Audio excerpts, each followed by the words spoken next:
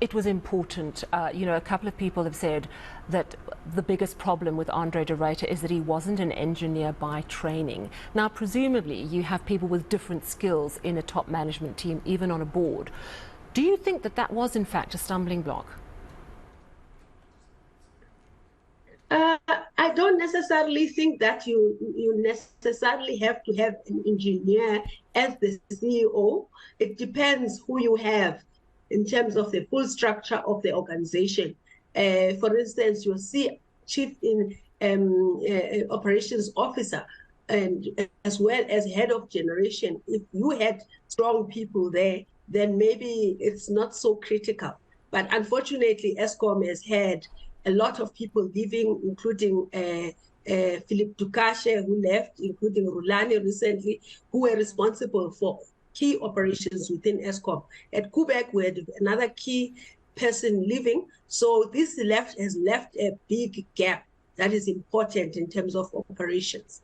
So it would be important, obviously, to have somebody who understands the operations, who understands what they are signing up for when they come in, especially if they have to turn around the utility. It would be critical, but not necessarily. It's not necessarily the only skill that they need to have. For instance, Eskom right now under Andre de Ruyter has 9 months of financial statements that have not been out. That means that is a critical responsibility in terms of chief financial officer. What is going on? Why are we not having financial statements coming out? So one would then say you need a CEO that understands financials. So it's not always the case that the CEO must know everything, but they have to know the critical elements of the business they are running. You make an important point about the fact that those financial statements are overdue. We also heard a rumour yesterday, and there's no suggestion really that there's any truth to it, but perhaps that the CFO, Khaleb Kassim, might also be on his way out, that we might see more top executives leave. If we look at the CFO for a moment, how well is he doing, bearing in mind that those statements are overdue? So from an Eskom point of view, I would say the executive, including the CEO themselves, both the chief financial officer and CEO would be responsible, as well as the board audit and investment committee would typically, or audit and risk committee would typically be responsible for ensuring that the financials are out. So all of those elements seem not to be working. At the end of the day, the buck stops with the CEO, who is responsible for the whole organization. And I don't know whether or not the CFO is on the way out, but I think that's one of the critical elements. But I would lay that at the door of the CEO as the person who has the overall responsibility for the utility. In your assessment, where are the real problems? Because one of the big issues that came through yesterday is that Andre de Ruyter and Eskom were being publicly criticised by cabinet ministers who are responsible in terms of energy generation. Our public enterprises minister set a goal recently for a 75 energy availability factor, which is completely unrealistic. We know it's down to about 51%. How much of the problem, in your view, is at Eskom level, at management level, at making the right plan level, and how much is political problems that are getting in the way of trying to fix the workings? It's difficult to say, Stanley, but safe to say that from what I understand, the shareholder, which is a government shareholder, the minister, Pravin Gordhan, seems to have to be very supportive when it comes to Eskom. At least from what we are hearing from the briefings, we get that impression, which is critical.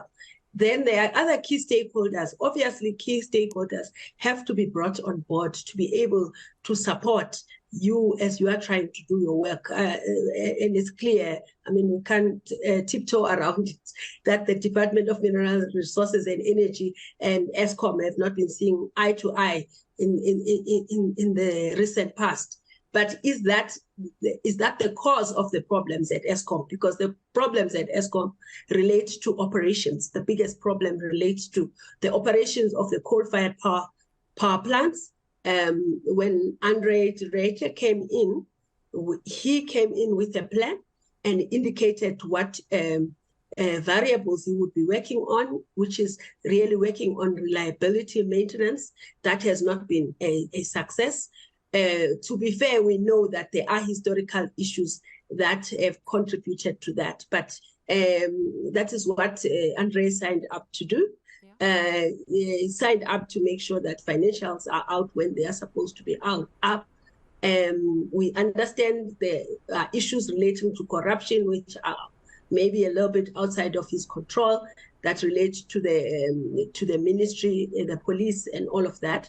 So there are a whole lot of different things, from operations to performance. But from an operations point of view, that is the responsibility of the CEO.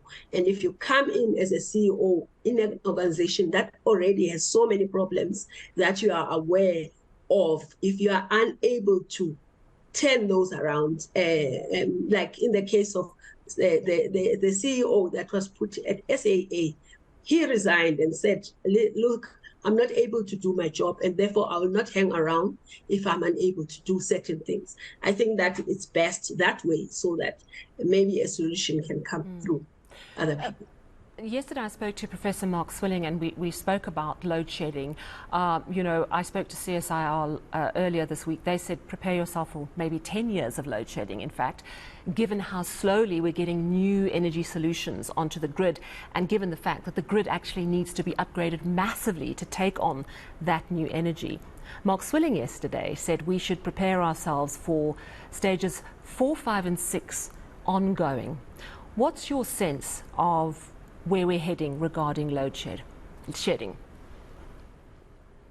So where we are heading regarding load shedding, though I would not know the timelines, I don't think anybody does know. It's a wild guess. What we should prepare for is load shedding for quite a while, because even if you get a new CEO with a plan, they will still have to do proper reliability maintenance on the existing fleet to be able to make sure that the current fleet runs well, so that we're not so dependent on diesel, which is not a sustainable solution based on both costs as well as just logistics of getting diesel into the country. The other thing would be to, I would agree, to get new capacity, which the Department of Mineral Resources and Energy is responsible for, to be able to allow Eskom the space to sort out the problems that they are having. So it's a variety of things that need to work together to be able to make sure that we resolve the issue. It will take time, mainly because turning around these types of power plants, just putting out a power plant could be anything from 5 to 6 months on maintenance. So that in terms of that, you can't accelerate that. And bringing in new capacity, unless there's another big project that we don't know about, at the pace that we are going, we are not going to be able to solve all the problems.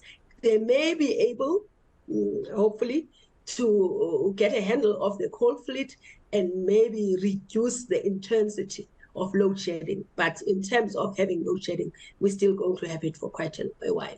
I agree with that. Thank you so much for chatting to us this evening. So informative. Great insights there from energy analyst Ruse Moleshe.